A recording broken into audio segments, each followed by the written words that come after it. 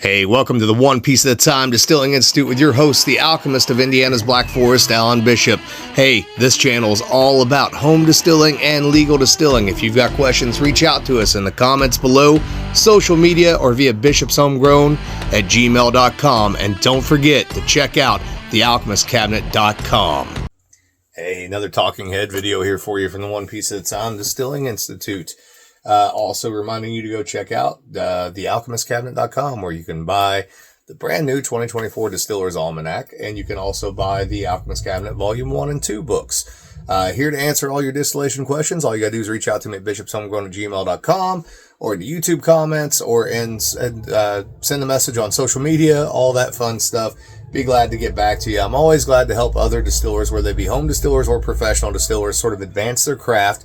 I did mean to point out that West Virginia did just recently decriminalize home distilling, so that's exciting news. Let's hope that all the states get smart and do that, because certainly the police have bigger and worse things to worry about than somebody at home making a couple jars for themselves or family or some friends, as long as they're not doing nothing stupid, selling it, in bulk and dealing with kids and stuff like that.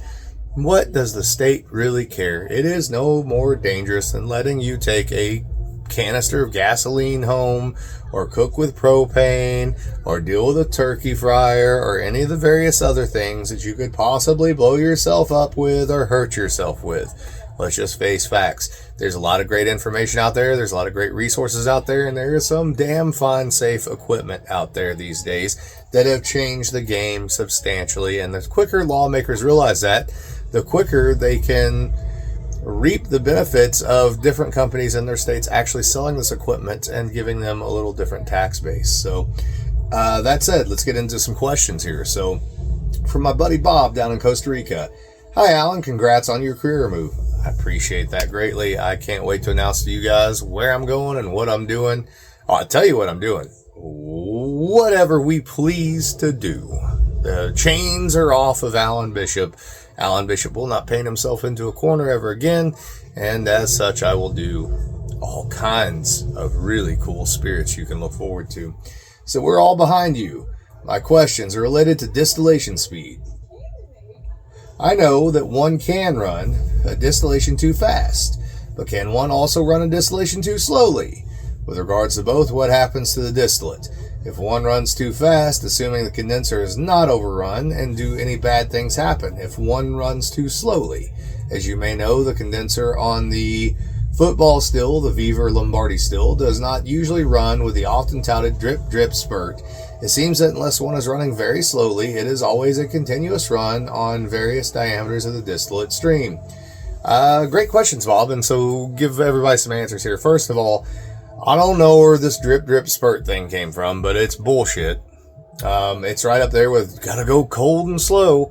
No, not a single distilling tradition of any repute and renown tells you to run cold and slow.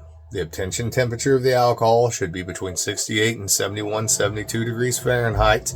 That's common in Armagnac, that's common in Calvados, that's common in Cognac, it's common in Scotland, it's common in Ireland, and it should be common in America, but people have forgotten how to do these sort of things.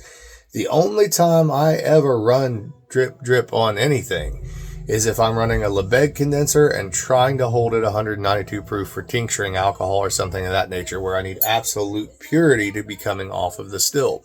Otherwise, running at about the thread of a matchstick is where most stills should run at, or a pencil lead on smaller stills. It should be a continuous stream. There should be no drip drip spurts. The other thing is that it should run clear of your worm. You should not have to put a coon pecker or a stick, unless you just want to get it a little further away from the worm to get it out to your collection vessel, into the end of your condenser. That stream of alcohol should actually arc a little bit out of your condenser. It also shouldn't huff and puff. It shouldn't pull back and drip, drip, drip, then spurt, pull back, drip, drip, drip, and then spurt. That means you have inconsistent heat in your still, or very low alcohol ABV wash in your still. neither of which is something you want. You want it consistent, and you want it between 68 and 72 because, as we've talked about, some of those volatiles on some of these grains in particular, but also on certain brandies, are things that you don't want being imbued into the actual spirit itself. And the colder that you run that obtention temperature off of the still, the more of those harsher, bitey volatiles that you're going to hold on to, specifically in, say, something like rye whiskey. That's exactly what you don't want. There's not anything bad about running slow other than what I just mentioned. Now, if you are, again, running a Lebesgue condenser, just a single shell and tube Lebesgue condenser and going for high proof off of a pot still, it's a little different sort of approach. It's more of a lab approach as opposed to a practical approach because you're being very scientific and very specific with your cuts. You're being very surgical. You need to really be on top of that and paying attention to how that is running. As far as running too fast, we all kind of know some of the problems there. You can scorch the distillate if you're running on open flame. You can miss your cut. You can smear your cuts. You can foam up and puke the still. You can actually choke up the still if you don't have the still full enough and you're running too fast. So much vapor comes off at one time that it can't go anywhere. Now you're risking popping the helmet off on a slip seam and or popping off one of the valves. If you got a pressure relief valve on the system. So lots and lots and lots and lots of issues there. Let me see. I feel like you had another question in here. Maybe.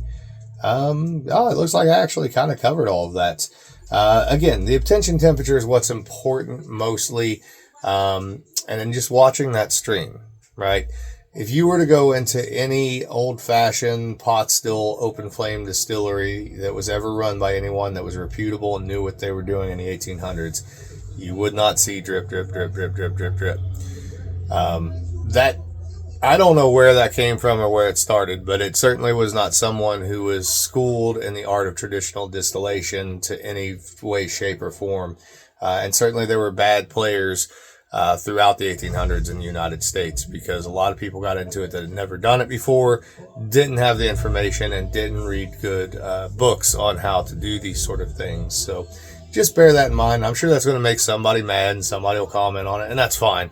Do things your way if you think they work better. I'm just telling you that from a traditional standpoint, it's not the way that it's supposed to be done. So bear that in mind. So moving on to the next question here. So let's see. Love the videos and wealth of knowledge you bring. You said you were lacking questions. Hard to believe. So as I said here, tip up my one drink. My only question at this time is what's your best hangover remedy? Because I always tell the wife I will only have one right after the other. Cheers and thanks for all the videos. Well, that's a good question, man. I do not have a good hangover remedy, let me tell you. And I have suffered for it many times when I've gotten stupid. Luckily, I've laid off of drinking quite a bit lately. I am drinking a little Law's Whiskey House Rye whiskey this evening, but it won't get out of hand. I have found that in my many years of being a distiller and having to walk into a distillery with a hangover, I guess you can go right back to the hair of the dog that bit you, but man, no, my body does not like that, and it lets me know that evening that it does not like that, and maybe for 2 or 3 days after that. For me, the best hangover prevention of all time, or hangover cure, is prevention. And what I mean by that is a lot of good, clean water. Oxygenated water, not RO water, not anything stripped of minerals, not anything stripped of life. We'll run water through the Berkey water filter and then I hit it with ozone for about 20 or 30 minutes and let that off gas for 20 or 30 minutes where it's just highly oxygenated water. The yeast love that too, by the way. And what's good for the yeast and what's good for proofing whiskey's got to be good for you. So, I typically will try to go, if I'm having a couple drinks, I'm going to have a glass of water with just about every drink that I have in order to try to prevent that. You can also carb load, but your body might not like that either, and it might sort of react to that as well. But it does help to some degree if you're going to bed late and you've got one too many in you. Jolie Kasperzak, my partner in crime, she got me into enzymes and all that stuff a couple years ago, and that helps out quite a bit as well. Anything to soften the blow as it was. I'm also not one of the people who believes in hangover food. You know, getting up and you have the big breakfast and you got the eggs and the hash browns and quote unquote soak that shit up. The problem is all that stuff has got grease in it, and whatever soaking it does causes an immediate reaction in me from one end or the other for whatever that's worth. I know that's more information than you want, but I'm just telling you the truth. So there's another question here on this thread, and I don't have it printed all the way off, but I have part of it. I think I can answer it. Do you have a preference specifically on quality of product on plates versus thumpers? Been messing with a double thumper setup using feints from previous runs. So do I have a preference versus plates or thumpers? It depends. So, and this is one thing that I always try to make very clear to any distillers who watch this channel. There's a fly on the phone again. I apologize, guys. Anyways, different tools for different jobs, right? If you were a mechanic, you would have both metric and standard, right? Because you're not just going to work on one or the other. You're probably going to need both sets of tools. Different tools for different things. There are instances where I prefer a thumper or even a double thumper. Moonshine is one of those instances in general. There are instances where I prefer plates. Base alcohol for something like absinthe or gin is one of those instances. When it comes to single pass distillation of something like a bourbon or a rye, I think that single pass with plates can do a great job. Wayne at Ozark Steelworks has proven that to me, as well as the guys at Moondrops here in Indiana have proven that to me. Me preferentially, I would prefer a double thumper system for a bourbon and or a rye if I was going to do a single pass, because there's so much more flavor and opportunity to add flavor up front. I'm not a fan of, if I'm going to make something like a bourbon or a rye, it's supposed to be heavy bodied anyways. I would rather front load everything with a whole bunch of flavor and then start backing that down to some degree during the distillation process or during the maturation process. So any opportunity I have to build positive flavor using whatever mechanisms I can, I will take. I also really like the very unique column still that Eric Wolf at Stolen Wolf has. It does some great things regarding flavor, and I am very impressed by it. So I hope that answered your question there, and that might be the last one that I've got for the evening, guys. I'm not entirely sure. Let me see here. Yeah, I think that's it for now. So as always, reach out to me, bishopshomegrown@gmail.com, thealchemistcabinet.com for all your books and DVDs. All that money goes to help me and my family keep this channel and this operation going, and goes into my new distillery, which I will be announcing soon, that I think you guys will appreciate, and we'll be documenting a lot of that here on this channel. So I love y'all. Have a great one.